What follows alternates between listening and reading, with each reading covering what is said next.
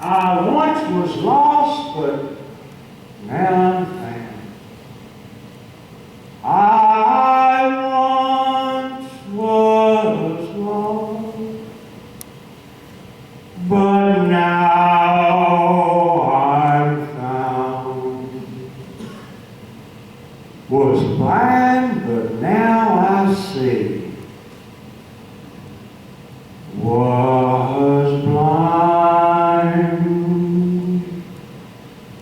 but now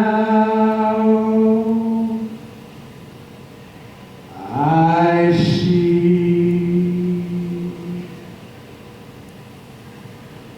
It was just a little graveyard on the rolling foothill plains, bleached by sun and summer and swept by winter snows and rain.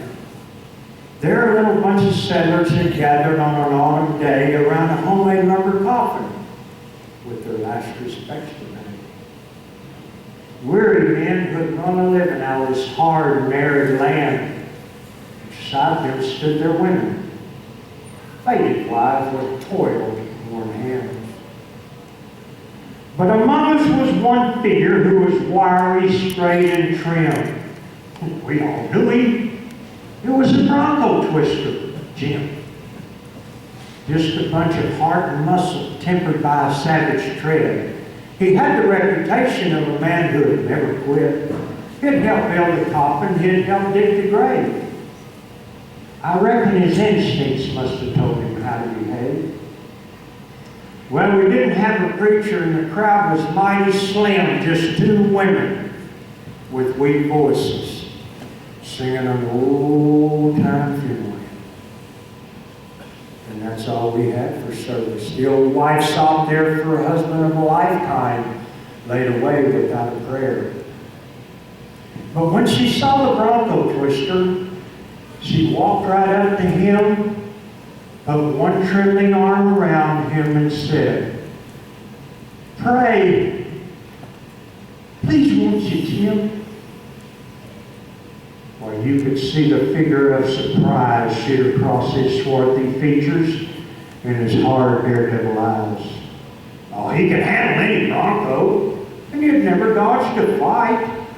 It was the first time any of us had seen his face turn white. But he took his large sombrero off his rough and shaggy head. How I wished I could remember now what that bronco dealer said. No, he wasn't educated on the range. His youth was spent, but the maker of creation knew exactly what he meant.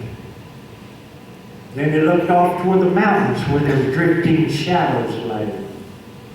Silence reigned in heaven when they heard the way that cowboy prayed. So we stood beside this coffin with some freshly broken sod with the reckless bronco breaker, talking heart to heart with God.